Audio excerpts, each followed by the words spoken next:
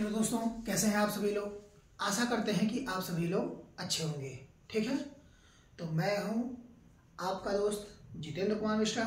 जैसा कि हम सभी लोग इतिहास और ज्योग्राफी के एक एक क्लास को देखते हुए चल रहे हैं, ठीक, और उनसे संबंधित क्वेश्चन के बारे में हम लोग चर्चा कर लेते हैं। ठीक है, तो इन्हीं को ध्यान में रखते हुए, जैसा कि इतिहास में हम लोगों ने कुछ टॉपिक को पढ़ा था तथा हम लोगों को काफ़ी स्तर तक उसमें से जानकारियां भी हुई थी और हमने आपसे कहा था कि उसको प्रॉपर आप रिवाइज करते रहिए। ठीक है, लेकिन क्या है, जैसा कि हमने कहा था कि जो हमारा पहला अर्थात प्रागैतिहासिक काल में पाषाण काल, और पाषाण काल में हम लोगों ने पुरा पाषाण काल हम लोगों ने देखा था और इसको 3 प्रकार में हम लोगों ने बांटा था। ठीक है, निम्न पुरा पाषाण काल, मध्य पुरा पाषाण काल एवं उच्च पुरा पाषाण काल। तो इन दोनों को हम लोगों ने पढ़ लिया है, यानी कि निम्न पुरा पाषाण काल और मध्य पुरा पाषाण काल। अब हम लोगों को जो पढ़ना है वह है उच्च पुरा पाषाण काल। ठीक है, कौन सा हम लोगों को पढ़ना है? उच्च पुरा पाषाण काल।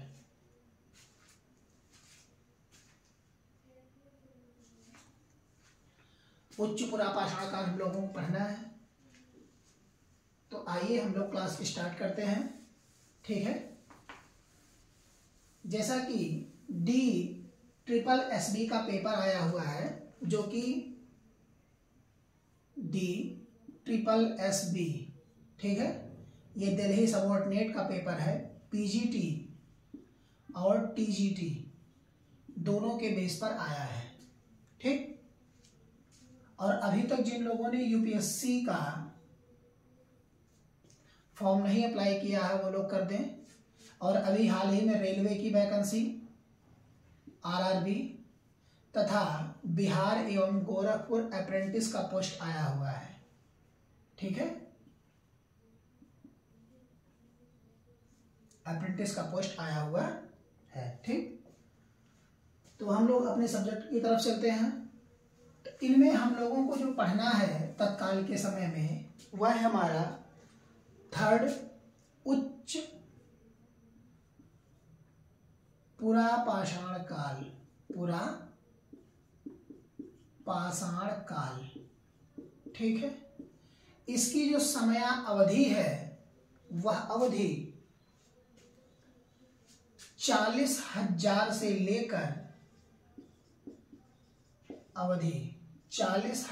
से लेकर 10,000 तक है। 10,000 तक है।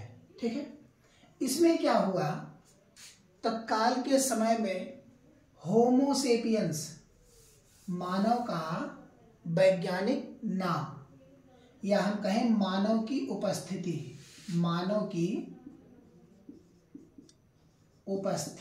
ये हम कह सकते हैं, या होमो सेपियंस।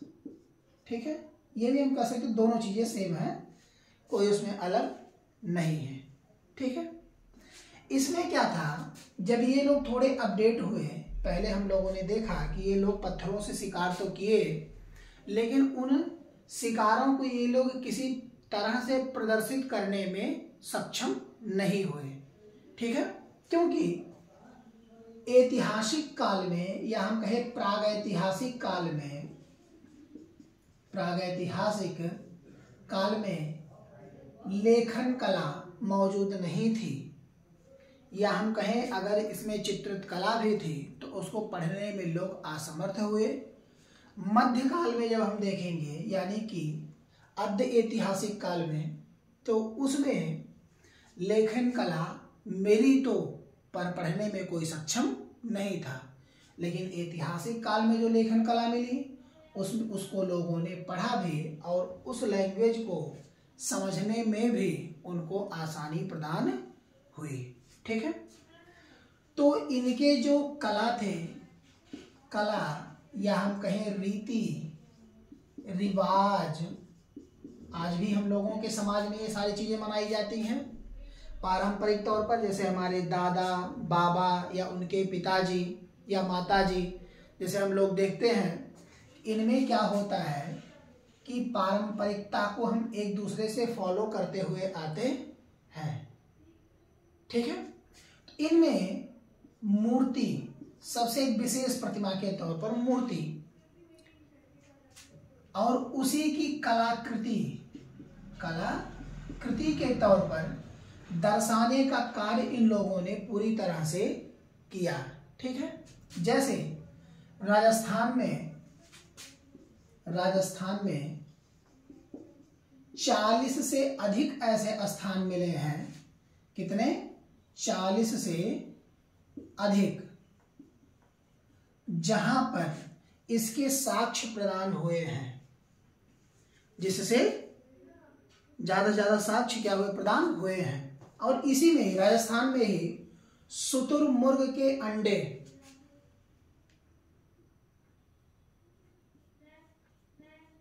शुतुरमुर्ग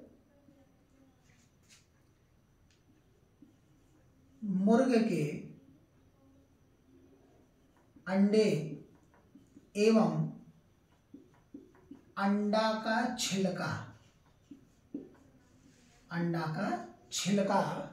प्राप्त हुआ।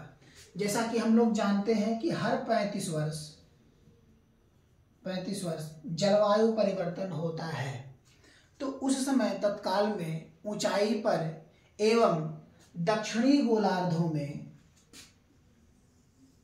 ये हमारा उत्तरी गोलार्ध है और ये हमारा दक्षिणी गोलार्ध है, तो यहाँ के क्षेत्र में दक्षिणी गोलार्ध में उस समय शुष्क जलवायु थी। कैसी जलवायु थी? शुष्क जलवायु, या हम कह सकते हैं अत्यधिक ठंडी और शुष्क, दोनों तरह से हम इनको कह सकते हैं। ठीक है, क्योंकि तत्काल में हम जब देखेंगे तो ये जितनी नदियां थी पश्चिमी स्रोत की, या हम कहें ये भारत में अगर हम देखेंगे तो दक्षिणी भारत के, ये हमारा दक्षिणी भारत, इस दक्षिणी भारत की जितनी नदियां थी, इनके अफवाह तंत्र पूरी तरीके से समापन के तौर पर आ चुके थे। धीरे धीरे इनमें वृद्धि तत्काल में हो रही थी। इसी समय जैसे क्या हुआ कि जब ये लोग रहना प्रारंभ किए, तो रहना प्रारंभ करने पर ये धीरे धीरे मानव आबादी, या हम कहें कबीला समाज के रूप में, कबीला समाज, या इसी को हम मानव आबादी भी कह सकते हैं, मानव आबादी के रूप में ये लोग जंगलों में बसना स्टार्ट किए और जंगली खाद्य संसाधन के तौर पर इन लोगों ने प्रयोग करना प्रारंभ कर दिया। ठीक है, प्रयोग करना प्रारंभ कर दिया। क्यों?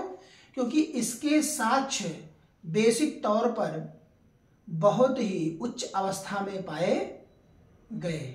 ठीक है, जैसे कि अगर हम इनके औजार या उपकरण की बात करते हैं, औजार या उपकरण, ठीक है, तो क्या हुआ कि जब धीरे धीरे ये लोगों ने अपने आप को अपडेट किया, अर्थात और स्तर बेहतर बनाया। जैसे हम देखते हैं कि किसी भी चीज का परिवर्तन उनकी अवस्थाओं के आधार पर होता है। ठीक है, मान लिया कोई बालक, या हम कहें कोई औजार है। पहले के समय में क्या होते थे, राजा महाराजा लड़ा करते थे तब भाला, फरसा, बर्छा, तलवार, ये सारी चीजें होती थी, कटार, बाघनख। लेकिन अब बंदूक आ गए हैं बहुत सारे, वैरायटी के, मतलब एक गोली मारो तो जिंदगी खत्म। और पहले के समय में कम से कम 10 बार तलवार मारो तब कोई मरता था। तो अपडेट हो, यानी कि आधुनिकता कहीं ना कहीं समाज में आज भी देखने को मिलती है, या हम कहें पूरी तरह से आधुनिकता पर ही डिपेंड यह समाज चलता है। तो जो उपकरण के तौर पर, या हम कहें कि हड्डियों से बनाए हुए औजार के तौर पर, किससे? हड्डी से बनाए औजार के तौर पर ये लोग जो प्रयोग करते थे, तो जैसे आज के समय कपड़ा सिलने के लिए सुई धागा की आवश्यकता होती है, तो सुई का निर्माण, तथा मछली पकड़ते हैं तो उसका कांटा, मछली का कांटा जिससे मछली पकड़ी जाती है, ठीक है। हार्पून, यह भी एक हथियार है, और ब्लेड, ब्लेड या इसी को ब्लेट भी बोलते हैं, ब्लेट या ब्लेड दोनों को, ठीक है। इन उपकरणों को ये लोग बनाते थे जो कि किससे निर्मित हुआ करता था, हड्डियों से। आज भी देखेंगे कि इन हड्डियों को कंघी के रूप में बनाने के लिए प्रयोग किया जाता है। कंघी कैसे, बाल झाड़ते हैं, कहीं आप कभी वीडियो सर्च मारिएगा तो जैसे बड़े बड़े शहरों में जो जानवर होते हैं, जानवर, इन जानवरों के सींग को लाया जाता है। तो इनकी बड़ी बड़ी सींगें होती हैं, जैसे मान लिया किसी एक सींग को हम लेकर के आए, वो इतनी बड़ी है, कुछ तरह से ऐसे बनी है, तो इसके ये हिस्से को काट देते हैं और यहाँ से एक जॉइंट मार के इसको जग का एक आकार दे देते हैं, इसको हैंडल लगा के ये बना देते हैं। तो काफी ये नुमाइश के तौर पर और सुंदर बनाते हैं। तो जग के आधार पर यह बाहरों के परिवेश में इनका प्रयोग किया जाता है। तो कंघी जो बनाते थे ये हड्डियों से ही निर्मित हुआ करता था। क्यों? क्योंकि ये इतने अपडेट हो चुके थे, इतने अपडेट हो चुके थे कि तकनीकों के बहुत सारे ऐसे साक्ष्य प्रदान होते हैं, ठीक है। अब इनके स्थल को हम देख लेते हैं कि कहाँ से ये ज्यादातर प्रदान हुए। इसमें है भीमबेटिका, भीम बेटिका, ठीक है। उसके बाद है हमारे बेलन घाटी, सोहन घाटी, सोहन घाटी, छोटा नागपुर का पठार, छोटा नागपुर का पठार, ठीक है, बिहार के क्षेत्र का, महाराष्ट्र, महाराष्ट्र, उड़ीसा, ये सब क्षेत्र हैं जहां से इनके उपकरण पाए गए हैं, ठीक है। मध्य प्रदेश का पूर्वी घाट, आंध्र प्रदेश का पूर्वी घाट, ये ऐसे क्षेत्र हैं जहां से इनके उपकरण प्रदान हुए हैं, ठीक है। तो ये सारी चीजें आप लोगों को समझ में आया होगा बेहतर तरीके से, ठीक है। तो इसको भी आप लोग पढ़िए और धीरे धीरे रिवाइज करते रहिए, ठीक है, जिससे यह आप लोगों को भूले नहीं और बेहतर तरीके से आप लोगों को याद हो, ठीक है। तो यहाँ तक आप लोगों को समझ में आ गया होगा। अब चलिए इसके आगे हम चलते हैं। तो ये हमारा पूरा पाषाण काल पूरी तरीके से समाप्त हो चुका है। अब हम चलेंगे दूसरे में मध्य पाषाण काल की तरफ, मध्य पाषाण काल की तरफ, ठीक है।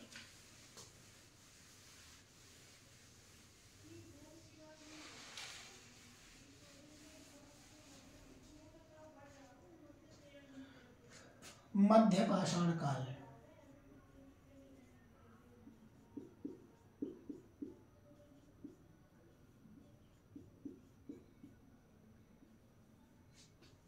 मध्य पाषाण काल, ठीक है।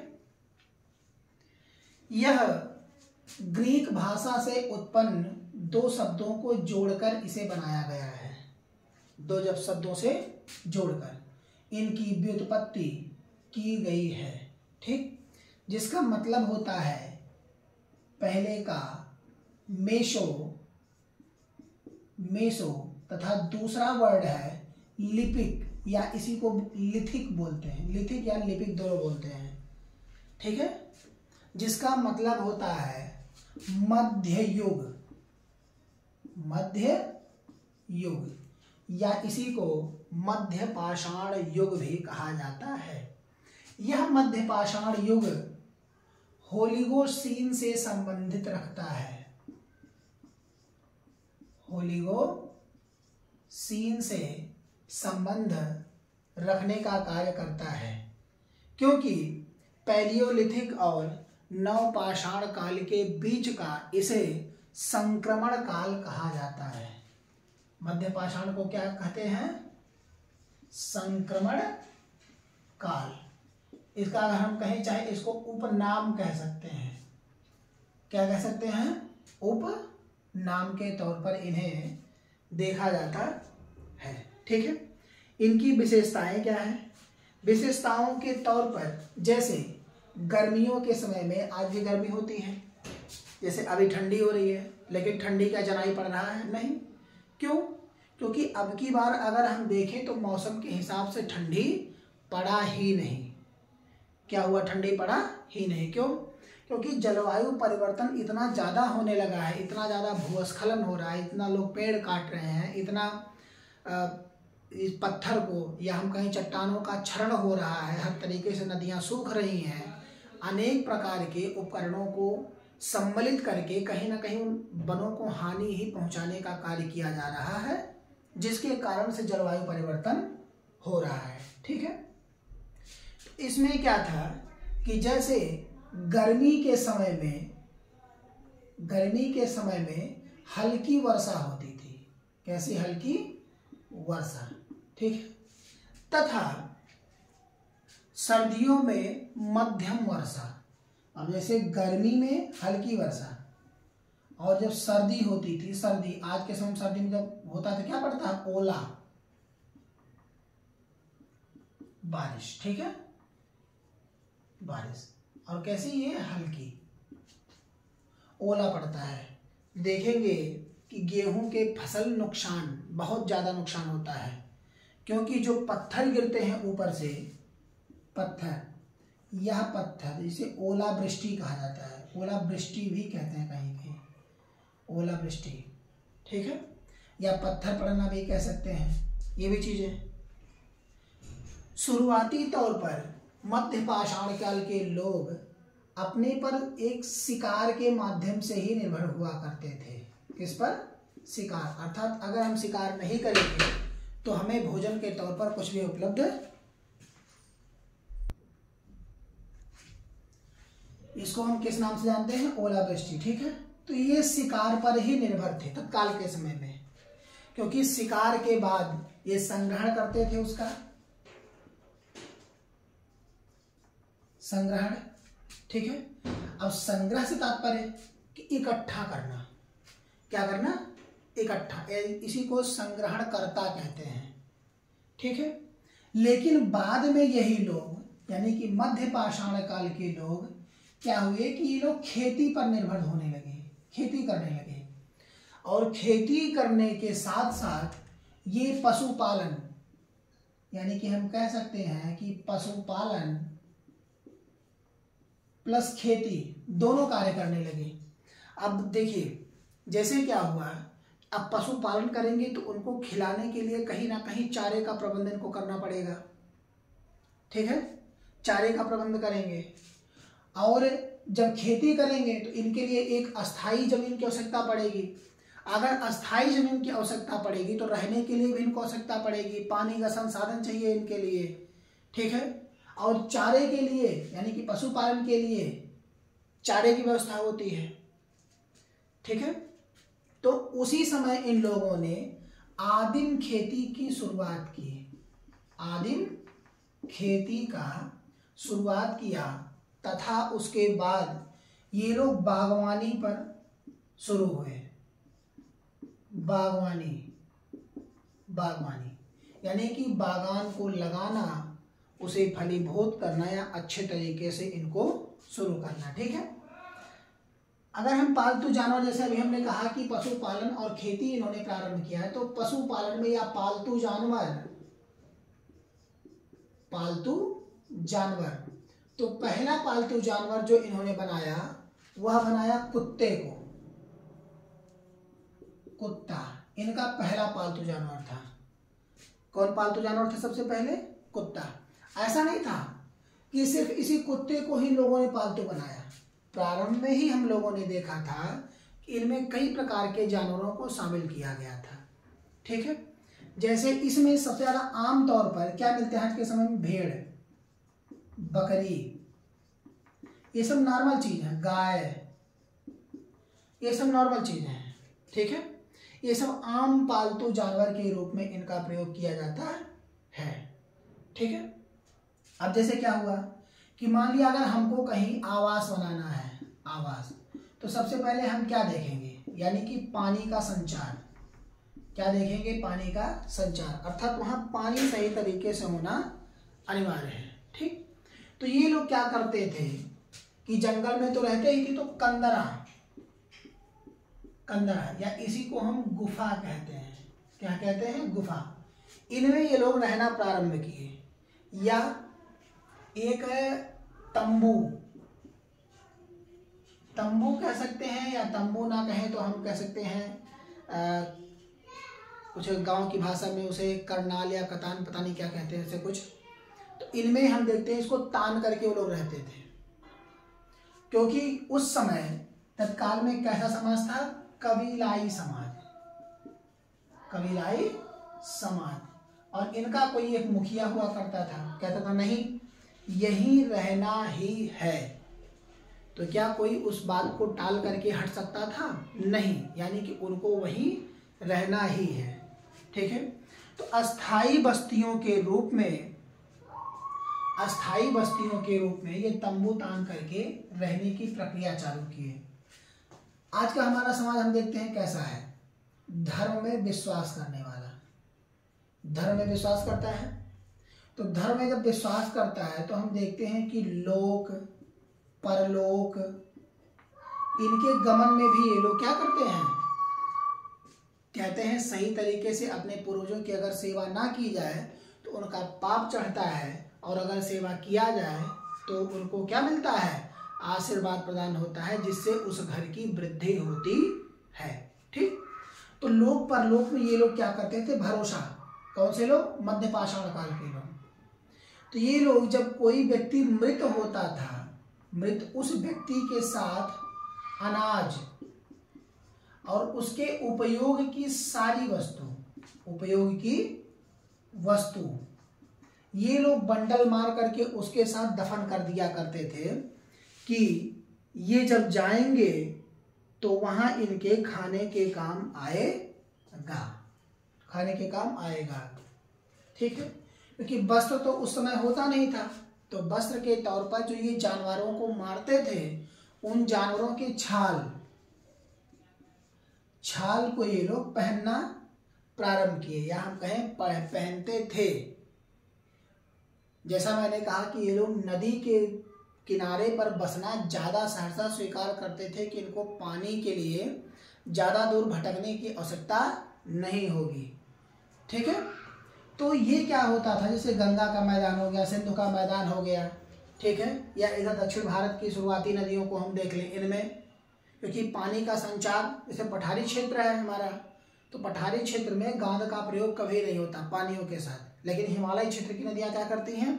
अपने साथ गाद का संचार करती है। तो ये क्लियर हुआ आप लोगों को यहाँ तक? तो उसमें क्या था कि जैसे ये लोग गंगा मैदान के रूप में उपनिवेश स्थापित किए, उपनिवेश, ठीक है, अर्थात व्यापार को इन लोगों ने क्या किया? बढ़ावा दिया, वो भी गंगा के मैदान में, ठीक। अंतिम चरण में क्या हुआ? जैसे मैंने कहा कि ये लोग खेती करना प्रारंभ किए, तो खेती जैसे शुरुआत के तौर पर ऐसे नहीं कि गए इनको बीज मिल गया सारी चीजें हुई, नहीं। एक चावल का नाम आप लोगों ने सुना होगा, चावल, जिसको आजकल लोग व्रत में खाते हैं, व्रत में उसका ज्यादा प्रयोग करते हैं, व्रत में तिन्नी का चावल नाम सुना होगा आप लोगों ने, तिन्नी का चावल। यही चावल आप देखेंगे, जैसे मान लिया कोई गड्ढा है या तालाब है, उस तालाब के किनारे ये ऑटोमेटिक अपने आप ही उग जाता है। तो उस समय में यही सिचुएशन था। तो इन लोगों ने क्या किया? इसको उखाड़ करके खाया, तो इन लोगों को अच्छा लगा। तो ये लोगों ने इसी फसल को बैठाना फिर चालू किया, खेती के रूप में प्रयोग करना चालू किया, जो अंतिम समय पर इन लोगों ने खेती करना प्रारंभ किया। ठीक है, तो आज के लिए इतना ही, बाकी हम इस पर कल चर्चा करेंगे। तब तक के लिए आप सभी लोग हमारे चैनल से जरूर जुड़ें और सब्सक्राइब करना ना भूलें। Thank you.